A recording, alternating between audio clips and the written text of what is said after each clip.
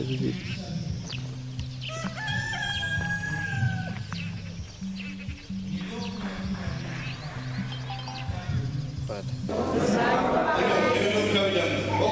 kwa Yesu kwajja tuleme okukola ki?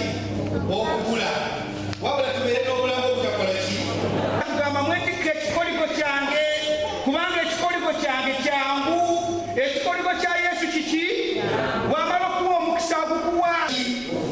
Wabula tubeere n'obulamu obutakola ki? Ekyo batubasiibula kye kimu kye tubaagaliza mwenna. Tunuulira ebigambo bino. Katonda ono alina ekisa. Era mutunuulira Katonda bwe yalinda agaba ebikolimo mu Kristaani tusonyiwagane n'okwagala tukole ki? Kiba kirinyo banange okujja kukomera wano ffenna ne tusembera wano tunayagala muno mugambe timunategerera okusembera naye mpulirako ensonga nsonyiwa nange nkoze eki? Abadinkoni tuno weewaawo bwakola ki?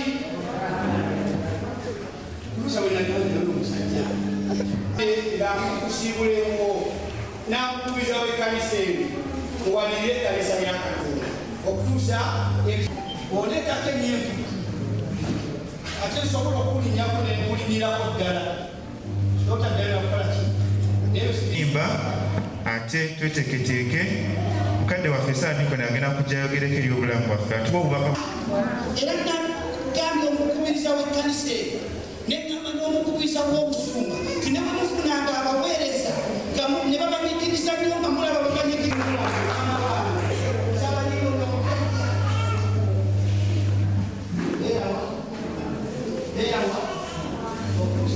yakusigala nga ali Sabadinkoni wa mu mubiribiri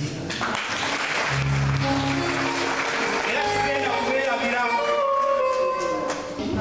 mumanyite mu bulamu bwaffe buno twekwasa abalala mu bulamu buno twekwasiza nnyo abaki abantu abaki abalala ogwaseneseza omukazi kyokolimiddwa okusinga ensolo zonna ez'omuki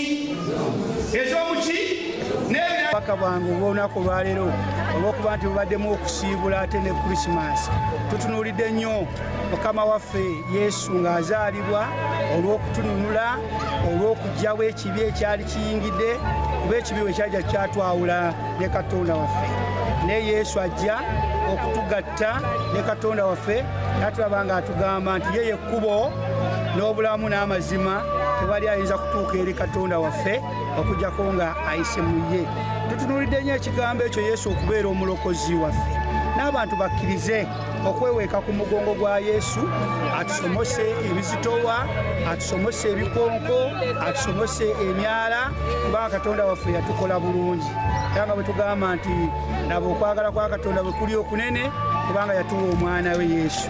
Eri bannayuganda bonna baagaliza ekigambo kimu buli omu okweweeka ku mugongo gwa Yesu okumwekwatako kubanga Yesu yekka yasobola okutuyisa mu bizitowa Yesu yekka yasobola okututwala mu maaso. Njozayozezza abakristaayo mwenna n'abantu ba Katonda naddala abasobodde ate okufuna omukisa okugenda okusinza nga bannaffe mu mawanga nga Palestine ne Israel n'okusinza kumpi bakuyimiriza n'ebikujjuko byonna olw'entalo naye ng'eyo yazaalibwa omwana Yesu. Omulanga gw'okubidde abantu baffe nti entalo tezikola kalungi n'olwekyo tukole ebituufu ne bwe olina gw'otayagala mwewala entalo. Eggwanga lyaffe lyongera okukula, eggwanga lyaffe libe n'emirembe kubanga egyo gye gyaleeta omwana Yesu. Baagalizza Krisimansi ennungi n'omwaka omupya ogw'essanyu naye n'okusinga ennyo ate ogujjudde okulaakulana n'okugenda mu maaso. Sabadinkoni tukusiibula tali ogenze nakibizi Mukama akozese ate nabo basigadde empumu twongere okutwala omulimu gwa Mukama mu maaso kubanga ogwo gwekibwa kwaffe.